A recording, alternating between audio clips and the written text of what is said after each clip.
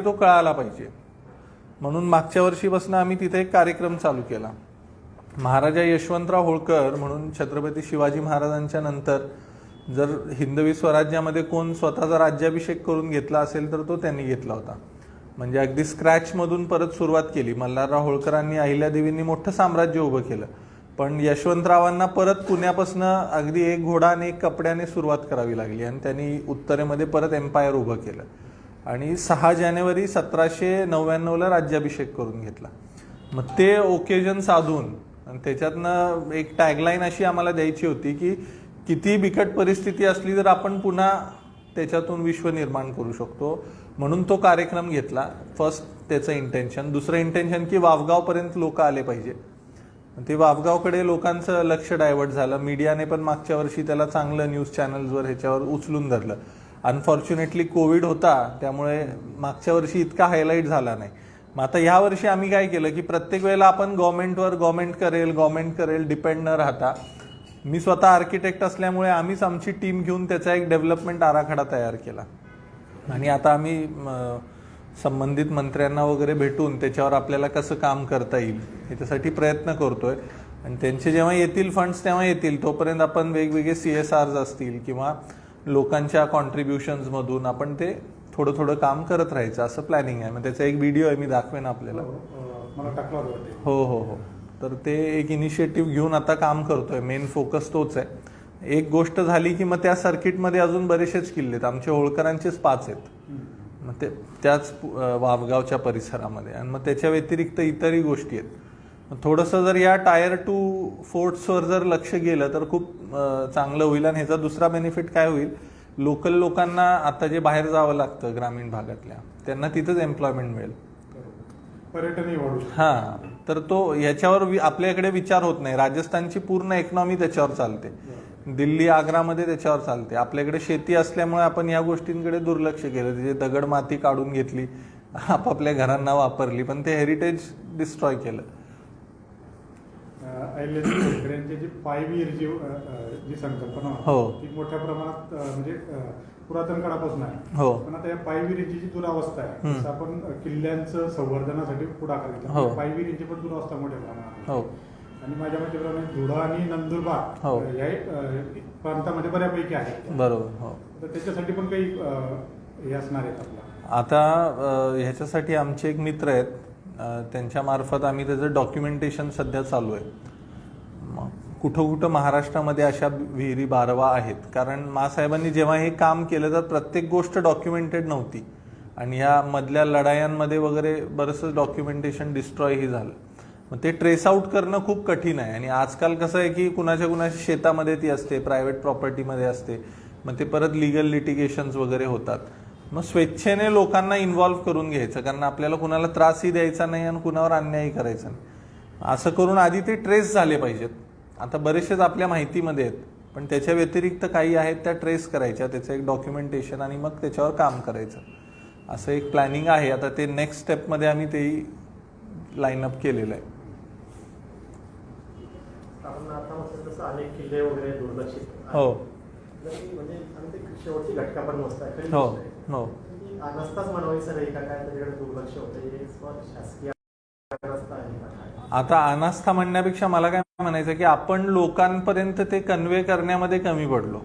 आपला मीडिया, आज तुम्ही राजस्थानमध्ये गेलात तर तिथले लोक बघा, काही कार्यक्रम असला किंवा कोणी गेस्ट येणार असला तर ते फेटा बांधून तयार असतात त्यांच्या ट्रेडिशनल ड्रेसमध्ये. त्यांचं म्युझिक त्यांनी कन्झर्व केलंय का, तर त्यांना पूर्वीपासून त्याचं महत्त्व नेहमी त्यांच्यावर ते संस्कार तसे केले गेले की हे आहे तर आपण आहोत.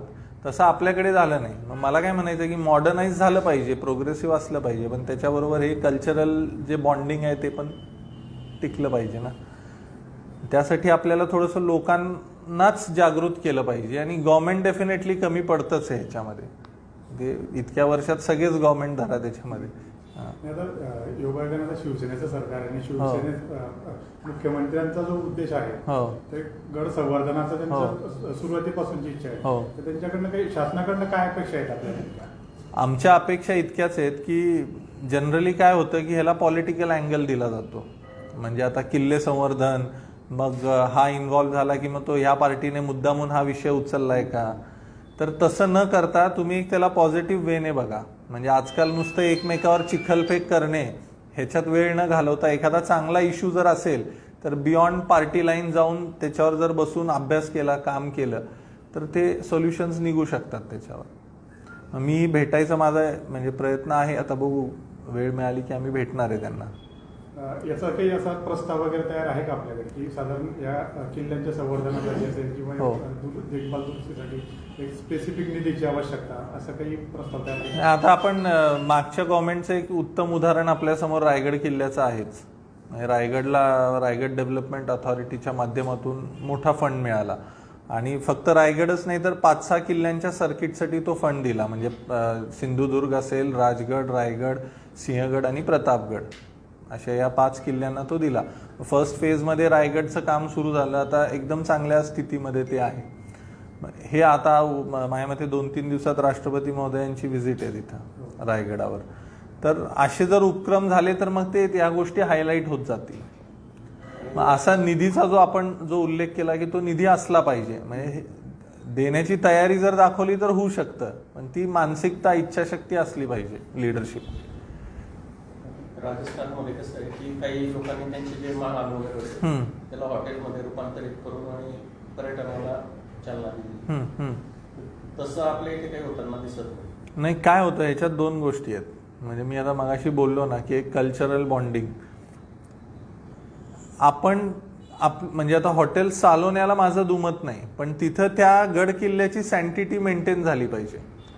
म्हणजे समजा एखादी वास्तू आहे तर तिथं छत्रपती शिवाजी महाराजांचा वावर आहे आणि तुम्ही तिथं ड्रिंक्स सर्व करताय तर ते एक्सेप्टेबल नाही. किल्ल्यावर येणाऱ्या माणसाने कुठल्या इंटेन्शननं आलं पाहिजे की मला शिवाजी महाराजांच्या काळातला अनुभव घ्यायचा आहे आणि त्या मानसिकतेने त्या काळातलं जेवण कसं असेल, राहणीमान कसं असेल हा विचार करून आणि ते अनुभवण्यासाठी त्याने तिथं आलं पाहिजे. मग बाकीच्या सुविधा तुम्हाला सगळीकडे हॉटेल्समध्ये मिळतातच ना, त्याची अपेक्षा ठेवू नये. तर असे जर कॉन्सेप्ट मॉडेल्सवर जर डेव्हलप झाले हॉटेल्स तर चांगली गोष्ट आहे, त्याला हरकत नाही.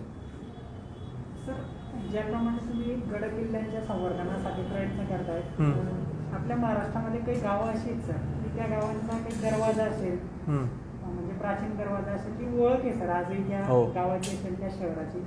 परंतु त्यांची जर पडझड झाली किंवा काही त्याचा देखभाल दुरुस्तीचा विषय आला तर संबंधित नगरपालिका असेल किंवा तिथलं स्थानिक प्रशासन असेल हे पॉझिटिव्ह असतात, पण पुरातत्व विभागाच्या परवानगी असतील किंवा त्यांच्याकडून काही टाइम बाउंडिंगचे कार्यक्रम बांधून घ्यावे लागतात तर त्याला खूप डिले होतो सर. तर मग त्या संदर्भात काही आपले प्रयत्न असतील का? ते आम्ही नेहमीच मांडत आलेलो आहे. आता या आमच्या वाफगावच्या संदर्भात सुद्धा आम्ही पुरातत्व खात्याचा खूप पाठपुरावा केला. अधिकारी सगळेच खराब असतात असं नाही, पण एक मला जो अनुभव आला तो असा की नॉर्थ इंडियामधले जे लोक आपल्या महाराष्ट्रीयन हिस्ट्रीकडे किंवा आपल्या किल्ल्यांकडे बघताना त्यांचा एक थोडासा रिझर्वड अप्रोच राहतो. ते जर आपले लोक असतील तर ते अगदी इझिली घेतात. तो माइंडसेट कुठेतरी बदलला पाहिजे, कारण जे छत्रपती शिवाजी महाराजांनी केलं किंवा हे तर हे पूर्ण इंडियालाच एक विजन ठेवून केलं. मग तो जो एक रिजनल जे आपण म्हणतो की एक वाद असतो किंवा रिजनल एक डोक्यामध्ये विचार असतो तो थोडासा बाजूला ठेवला गेला पाहिजे. मग आर्किओलॉजीमध्ये सर्रास हेच होतं, ज्यावेळेला सेंट्रल आर्किओलॉजीचा विचार होतो नॉर्थमध्ये, राजस्थानमध्ये खूप निधी होतो, व्यवस्थित काम होतं. आपल्या इथे आले की मग त्याला आता विजयदुर्गचा प्रश्न किती दिवस झाले तो तटाचा आहे, तो पेंडिंग आहे. म्हणजे समुद्राच्या लाटाहून तो तटच पडलेला आहे, आता रिस्टोर नाही केलं तर अजून तट पडेल. मग हे अनास्थाच आहे. हे जर इंटेन्शन चांगला असेल तर ते करू शकतात डेफिनेटली. हो, आता इनिशियली मी काय असं एकदम फार मोठ्या स्केलला काम करतोय असं मला म्हणायचं नाही. बाकीच्या किल्ल्यांचं पण ठीक आहे, आमचं जाणं येणं असतं सगळं आहे, पण बेसिकली आजचा जो आमचा फोकस आहे तो हा एक किल्ला जर आपण त्या पद्धतीने केला आणि एक ते चांगलं मॉडेल डेव्हलप झालं, ग्रामस्थांना अपॉर्च्युनिटीज मिळाल्या, तर इन फ्युचर अजून काही गोष्टी लोक स्वतःहून पुढे येतील.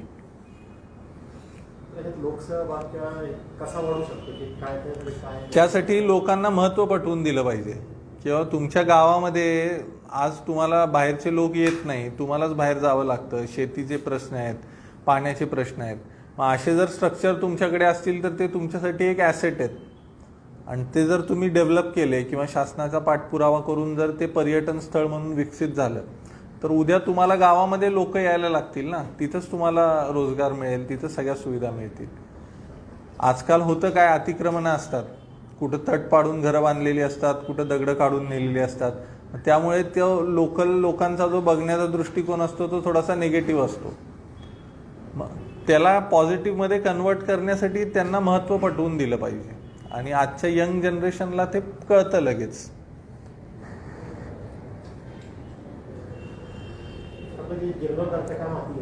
हो, आता इनिशियली बेसिकली मागच्या 2-3 वर्षापासून पुरातत्व खात्याबरोबर त्याचा पाठपुरावा चालू आहे.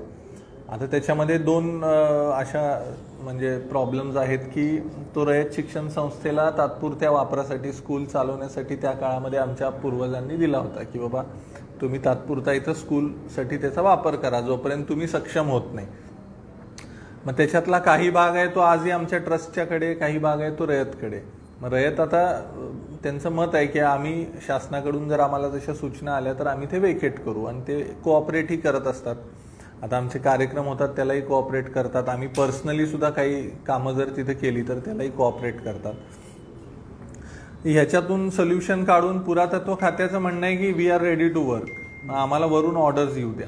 मग आता आम्ही काय केलं, तुमचा वेळ घालवत नाही, आम्ही प्रपोजल बनवतो, आम्हीच तुम्हाला ते पुटअप करतो, तुम्ही कधी करताय आम्हाला सांगा, कुणाला भेटायचे सांगा. मग आता माननीय मंत्री महोदयांची वेळ घेऊन त्यांच्याशी संवाद करून मग त्या पुढच्या गोष्टी काही आपण लाईनअप करतोय. या कामात नेमली अडचणी काय आहेत सर? प्रशासकीयच अडचण सगळ्यात मोठी आहे.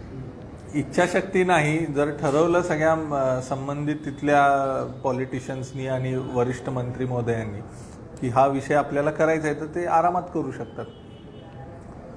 दुसरं काही त्याला लोकांचा तर सहभाग असतोच, लोक इच्छुक असतात, ग्रामीणही इच्छुक असतात, तिथले स्थानिक जे आहेत ते. आणि आपला इतिहास म्हणजे श्रद्धेचा भाग आहे. हो, तिथल्या नागरिकांच्या श्रद्धेचा भाग आहे, त्यामुळे लोकसहभाग हा आपोआप तयार होतो. नाही, मला काय म्हणायचं की कुठलंही प्रशासन त्याच्यातून काहीतरी आउटपुट असल्याशिवाय गोष्टी करत नाही आणि ते स्वाभाविक आहे. तर हे टुरिझम पॉईंट ऑफ व्ह्यूने किंवा एरियाच्या डेव्हलपमेंटच्या हिशोबाने पण तो एक चांगला विषय, रेव्हेन्यू मॉडेल म्हणून सुद्धा ते काम करू शकतं चांगलं. पर्यटनाचा पण एक अँगल ठेवला किंवा त्या ठिकाणी पर्यटन आणि रोजगार आहे भविष्य. बरोबर. आपण ज्या ठिकाणी करतात तिथं अशा काही सुविधा उपलब्ध करण्यात वापरतो आणि इतर ठिकाणी पण आपण डेव्हलपमेंटसाठी प्रयत्न करणार पर्यटन वाढीसाठी असं काही. आता आपण इनिशियली जर तो ऑडिओ जर पाहिला, ऑडिओ व्हिडिओ जो आम्ही बनवलेला आहे, तर त्याच्यात आपल्याला लक्षात येईल आपण काय केलेलं आहे की मूळ जे स्ट्रक्चर्स आहेत त्याची जी ओरिजिनॅलिटी आहे किंवा जे हिस्टॉरिकल इम्पॉर्टन्स आहे त्याला कुठेही हात लावलेला नाही. म्हणजे ते स्ट्रक्चर जसं होतं पूर्वी ते कसं असू शकतं त्याचा अभ्यास करून तिथं जिथं पडझड झालेली आहे तोच पोर्शन फक्त रिस्टोर करायचा आहे. त्याच्या व्यतिरिक्त मूळ स्ट्रक्चरला कुठेही डिस्टर्ब करायचं नाही. हा झाला फर्स्ट पॉईंट. दुसरा पॉईंट जो आहे की काही ठिकाणी भुयारी मार्ग वगैरे आहेत तर ते क्लीन करून त्याला परत त्याच्या ओरिजिनल फॉर्मला आणायचं. थर्ड थिंग, त्याला फसाड लाईटिंग आपण करू शकतो. तिथं आतमध्ये आपण लाईट अँड साऊंड शोचे प्रोव्हिजन्स करू शकतो, म्हणजे ज्यावेळेला लोक पाहायला येतील तर त्यांना त्या फॅसिलिटीज उपलब्ध होतील. शनिवार वाड्यामध्ये आता तिथे काही बिल्डिंग स्ट्रक्चर्स अजून इंटॅक्ट आहेत, व्यवस्थित आहेत, तर त्या बिल्डिंग स्ट्रक्चर्समध्ये आपण त्या काळातल्या जुन्या वस्तू आणून ठेवून तिथं म्हणजे राहणीमान कसं असेल, बाबा ही बैठकीची खोली, तर एक गादी लोड तक्क्याची तिथं बैठक व्यवस्था, तर अशा स्वरूपाने एक लिव्हिंग हेरिटेज अशा पद्धतीने आपण ते डेव्हलप करायचं प्लॅन करतोय. जिथं राजसदर आहे तिथं सिंहासनाची जागा, मग सिंहासन कसं असेल त्याची बैठक व्यवस्था. मग त्या राजसदरेमध्ये आपल्याला ऑडिओ नरेशनचे गाईड टूर्स असतील आणि मेन किल्ल्याच्या प्रिमायसेसच्या बाहेर जी मोकळी जागा आहे तिथं मग आपण फूड कोर्ट असेल किंवा सोव्हिनियर शॉप्स ज्याला आपण म्हणतो लोकांना, या गोष्टी, टॉयलेट फॅसिलिटीज, पार्किंग, हे सगळं आपल्याला प्रोव्हाइड करायचं. आतमध्ये ॲम्फी थिएटर असेल ओपन एअर की जिथं बसून येणारे लाईट साऊंड शोज वगैरे पाहता येतील. तर अशा पद्धतीनं तो कॉन्सेप्ट आपण वर्कआउट केलेला आहे. सर, गेल्या सरकारच्या काळामध्ये हा विषय आला होता की बीओटी तत्वाप्रमाणे गड किल्ल्यांचं आपण प्रमोट केले पाहिजे. बरोबर. टीका सुरू झाली होती सर की हे हॉटेलिंगकडे चाललंय, त्यातनं बरेचसे वाईट प्रकार घडू शकतात. तिथं या मानसिकतेबाबत काय सांगाल सर? मला आता म्हणायचं आहे आत्ता काय चालू आहे. मग आता आम्ही इतक्या किल्ल्यांवर जातो, आमच्याकडे असंख्य व्हिडिओज आहेत, आताही तेच चालू आहे. आणि असंच आपण तो विषय थंड बसत्यात ठेवला तर तेच चालू राहणार आहे आणि आपण कुठं कुठं कंट्रोल करणार आहे. मग कुठल्या ना कुठल्या मार्गाने जर तिथं डेव्हलपमेंट झाली, मी हॉटेल्सच्या फेवरमध्ये नाही, पण त्याचा विकास जर झाला, मग ते BOT थ्रू असू द्या किंवा गव्हर्नमेंटच्या पर्सनल इनिशिएटिव्हमधून असू द्या, तर डेव्हलपमेंट होणं गरजेचं आहे. ऍटलिस्ट इतिहासाचं जतन तरी होईल. हां, आता आपण ते BOT करू नका, हे करू नका म्हणून काय करतोय, वेळ मारून नेतो आणि मग ते किल्ले अजून खराब होत चालले.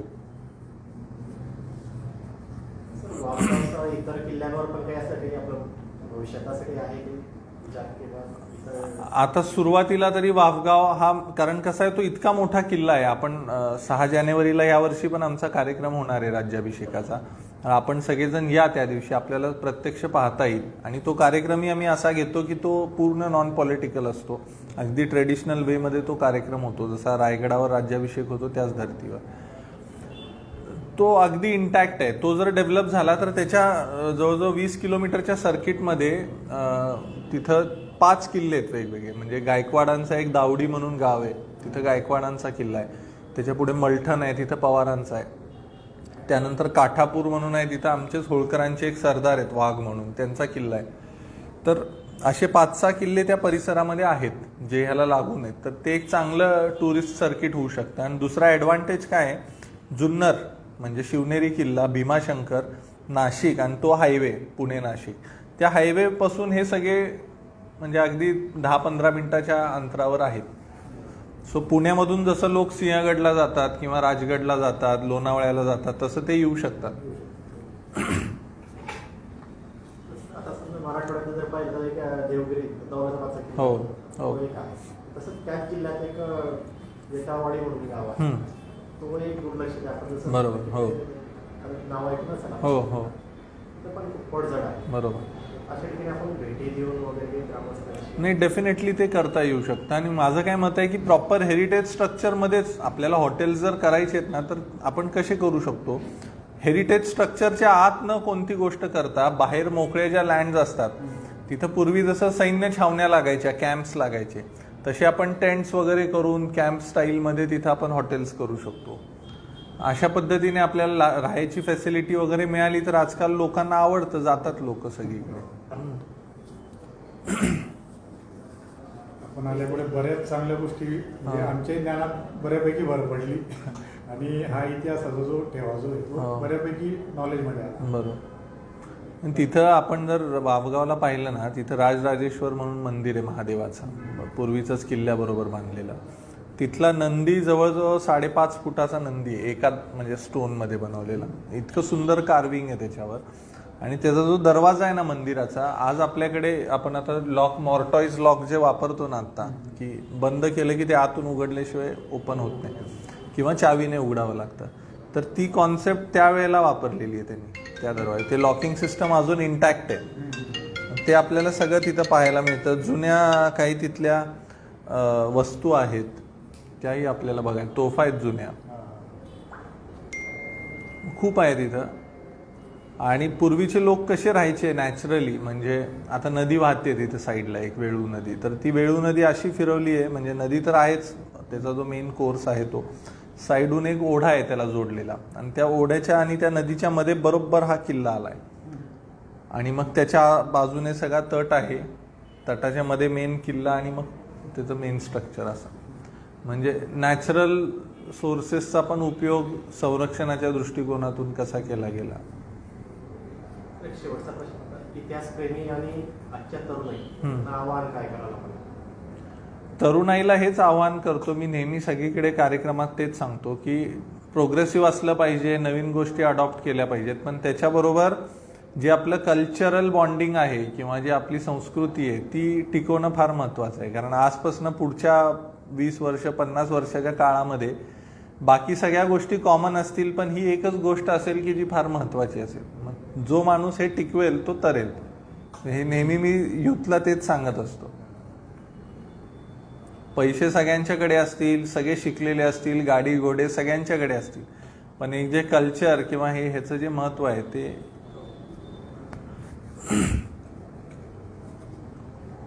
आपण आलात, Thank you. वेळ दिला. त्याबद्दल लोकमतच्या वतीने हो, हो. आणि सर्व सहकाऱ्यांच्या वतीने मी आपले आभार मानतो. थँक्यू. आपण व्हिडिओ पाहिलात का मला सांगा. हो, बघितलं. हा. रात्रीच बघितला तुम्ही. Okay okay.